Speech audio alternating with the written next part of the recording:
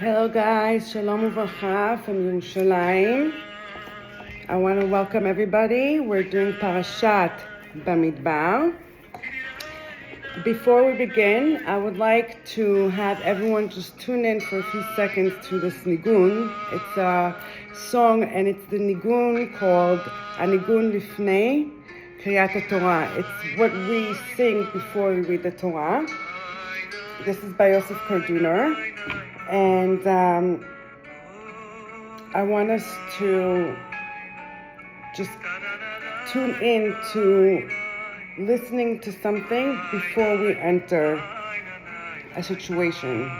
And over here it's learning Torah.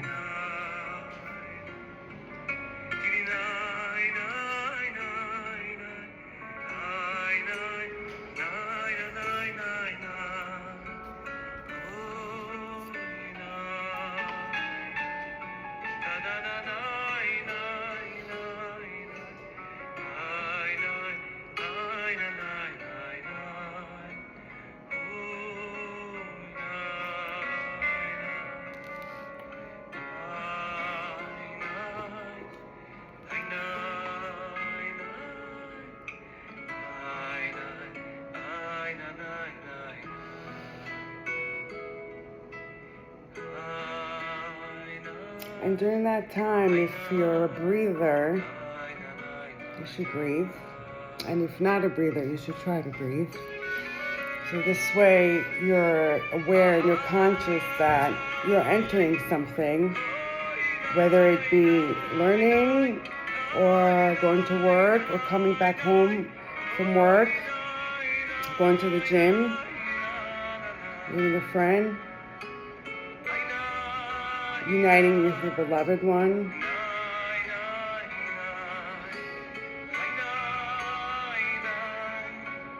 And having an attention, having a kavanah before you enter that situation, before you come to listen to my class, before you give a class, before you go and sell the apples and the peaches, before you start cooking for Shabbat. What are my attentions? What am I doing now? Or what is it that I am going to need to let go in order for me to go into a better mindset so I could be focused to do what I need to do.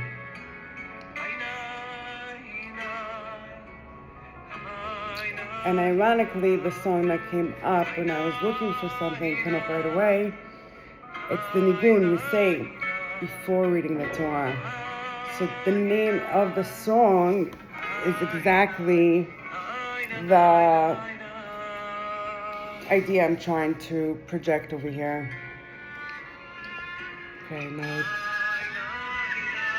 which is to be aware before we go into whether it's learning or even just going to a pizza store. To be aware we're going from one situation to another. And the way this fits into this week's parsha, which I said before is Bamidbar, we're in a Sefer Chadash, we're in a new book. Last week we finished the book. And now we are in the desert. And the desert is going to be a long time and a trip and a half. And we're going to have many stops, lots of things. There's so much going on. But I'm going to concentrate on one of the things that come up in this parsha is an oel. Right away, Hashem, v'daber Hashem el Moshe b'midbar Sinai be'oel moed. So I want to speak about the oel, which is connected to what I was doing with the song, and I want to speak about the word Bamidbar, which means desert, which also means ledaber, to speak, davar, which is a thing, dibur, it's a conversation. And a few weeks ago for Parashat Emor, we spoke about the different meanings behind ledaber, vayomar, and chesed, gevura, and the different tones. One is to speak, one is to say, one is to talk. It's different ways of communication. There's different voices, there's different tones, like a shofar. So over here it's vaydaber Hashem el Moshe b'midbar Sinai be'oel moed. So I want to more talk about the Oel Moed, but I just wanted to emphasize and remind everybody that there is a different connotation to the meanings between the Daber, Velomar, and Bamidbar is a desert. And a desert, we're in a situation, we got out of the situation, and now we're in a new situation. Moshe Rabbeinu took us out of a situation. He was an unbelievable leader. He was a prophet of all times, most humble one of all. And then he doesn't get to bring us into Eretz Yisrael, and that's when Yeshua ben Nun takes over a traumatized nation. Just came out not just of Egypt, not 40 years in the desert, and that's this book. And he takes us into Eretz Yisrael, and over there it's a new situation. And later on comes David HaMelech, and he takes us into Yerushalayim. Later comes Shlomo, and he builds us the Beit HaMikdash. So you see that it's a progress to come into the land of Israel. Even when we're here, we had battles. Even once we got to the desert, there were the different stops, and every single stop was a different test. And in a parable, it's like that in our lives. We are all in situations in our lives, and we all have desert-like moments, and we've all been in the desert. And the desert is known to be dark and dry and mystical and forever and sandy. I mean, it sounds like it could be a nice resort today if it's like really made up, but the idea of a desert is dark, lonely. You don't know when you're going to drink, when you're going to eat in the right way. It's also it's a situation, because eventually we know that we're going to be in the Geulah and not in the Galut. So with that, an oil is also, it's a tent. It's not a foundation, a building that's being put down, God willing, to be permanent, like Beit HaMikdash, or even just the building down the block, or the museum, or the area, or whatever it would be. It's not something that is with bricks and set to be said, okay, this is going to be it's because of a situation. So it's like, oh, we're in a tent because soon we're getting up and we're moving along. So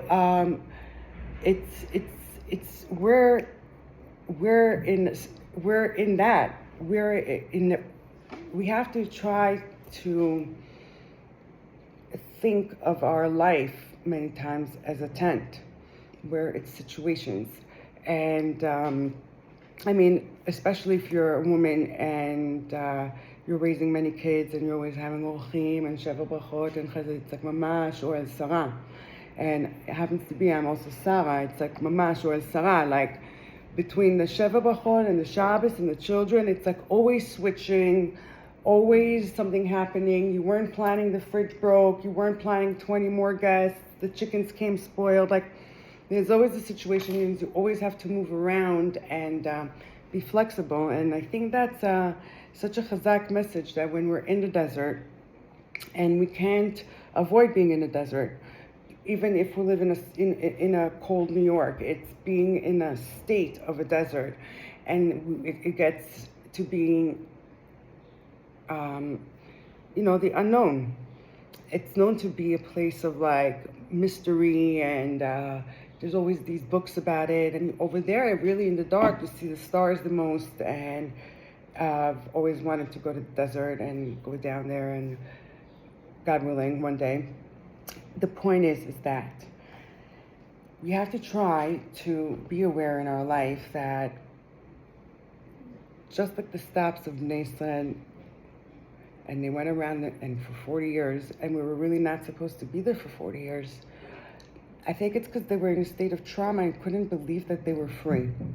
And I think it's a lot of us are in that situation today.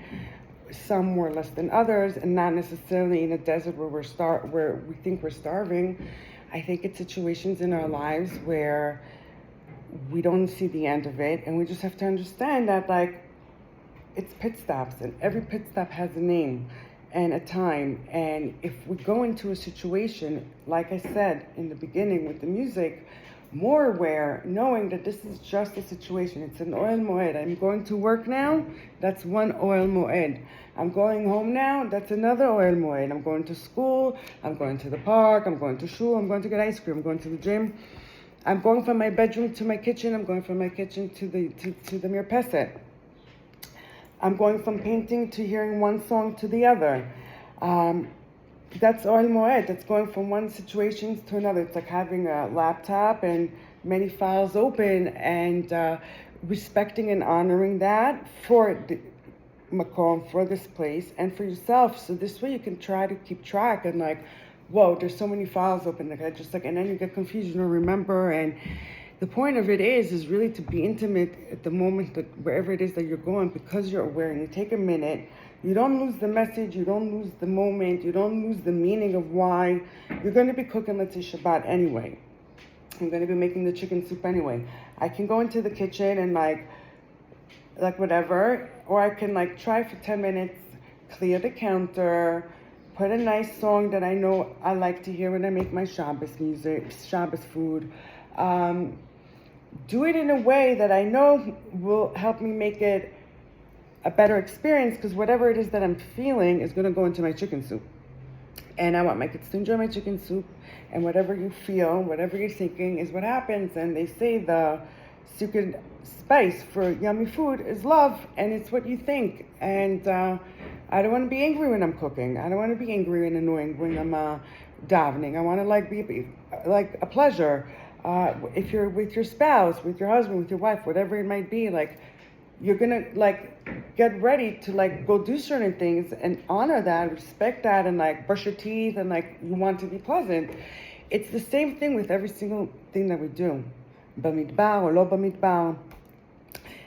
בדיבור, במדבר is the same letters as דיבור, the way we speak, the tone, what I want to say, how I want to say it.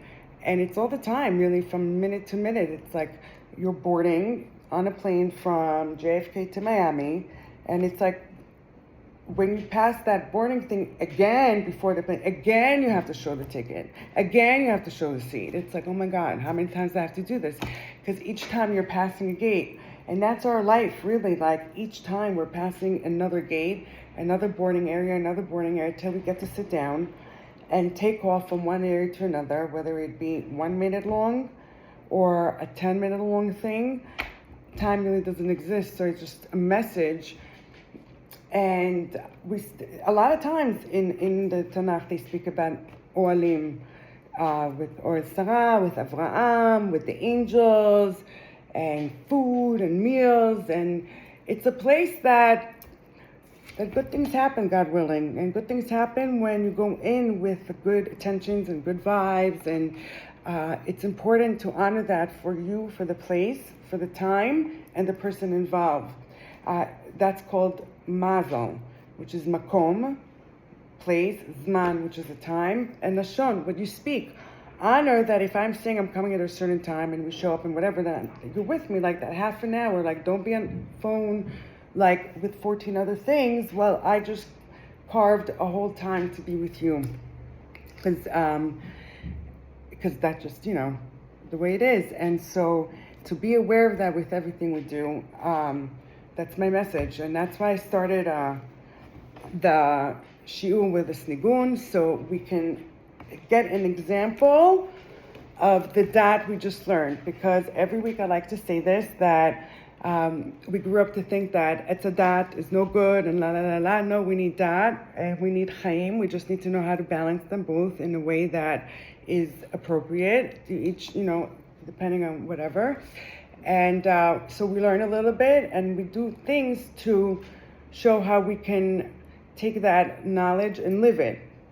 So this week we actually did it together here live on the YouTube, while putting on some Yosef Karduner and listening to good Shabbos nigun. It's a beautiful, beautiful nigun that you hear and you meditate before you start reading the Torah. Reading the Torah on Shabbat is one of the most intimate moments. It's kiss to kiss with Hashem, and it's like if you went and met like the Hollywood star, you're gonna get ready and prepared and like when am I gonna get dressed and like outfits and stuff. Like I know if like I got to meet like an amazing like king or a prophet, like I want to look at my bestest, and I'm going to honor that time when I'm with them. And that's a Sefer Torah on Shabbat. So you don't just go into it. You're like you groove into it, you smooth into it, and that's a nigun, and that's singing and uplifting the moment and honoring and connecting everything biyachad. And so for now, stay tuned. I'm going to have a bunch of little short things that I'm going to be speaking about that I find to be important for our generation. And one of them is called spiritual hygiene. A lot of people have been talking to me about it lately, or randomly asking me, what's the right way to wash? Is it like this? Is it like this? And I'm like, by the bed, there's different minhagim. And I think one of the biggest issues that we have in our generation, all this brain fog, and it's like the spiritual leprosy, I call it. It's like the invisible leprosy of our time, is the fact that we don't do proper spiritual hygiene.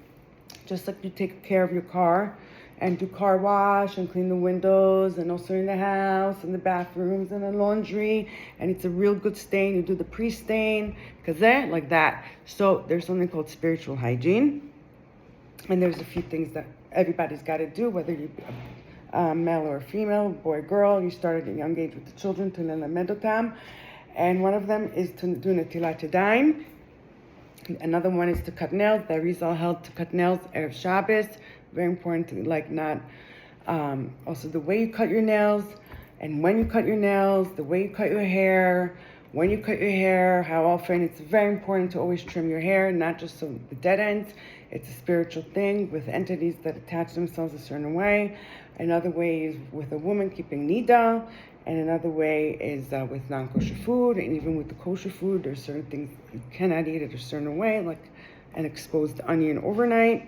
There's just spiritual hygiene, and the numero uno, I said I'm not going to talk about it, but I'm just going to splat it out, is to just liftoach, to open up the message and the awareness, and for the bus to happen, that we need to start doing netilat yadayim. It is, if we actually saw what is on our hands after we leave the bathroom, and don't do that, and even if we do that in the bathroom, like if sometimes there's no sink outside, and even if, guys, if I don't know, but from what I've read, we need to learn about this. And so till then, try to be prepared to take it up to the next level with netilat yadayim. It's quite mucho importante. It's a life savior, and it is going to cause for people to think better, feel better, smell better, sound better. Literally, guys, to be understood, all the balagan and all the noise, a lot of it has to do with the things that are stuck on our hands, not just after the bathroom, but when we wake up. That's really, really the most important time. They're meant to wash our hands right away in the morning. Do not touch your eyes, do not touch your body part. And everyone's going to be like, oh, here we go, talking fanaticism. But we're going to discuss it in further detail. And so till then, get yourself a good knot and get ready to be spiritually clean. And by you doing that, you don't realize how much detox and cleaning up the air you're doing for yourself, your family. You're saving yourself diseases and mind constipation, what I call it, and beyond brain fog, spiritual brain fog and spiritual constipation. And let's do this. So Shabbat Shalom u'Mevorach. Thank you for joining. Please share my page along to anybody else who you think might be interested in my shiurim and my workshops. I'm here in Yerushalayim, in Abator, and I'm working on opening up my center here, where we're going to have more Torah and more events and more functions. We had dancing this week, and we're going to have a lot more fun things coming up, with yoga and healing and spa days and make your own massage oil days, because that's also Torah. That is 100% Torah. After Shavuot, I'm actually going to add a link to this post, to this shiur. My friend put together an amazing day after Shavuot. It's called Yom Harina. It's a day of rejoice that everybody's going out in the streets all over Israel with instruments to sing, to dance, to take out the talents, to take out the simcha, and combine together the body, the soul, the spirit, the love, the desire, the longingness to be together, be'am echad, be'lev echad. And so together we're going to learn and figure this out. And Bezat Hashem,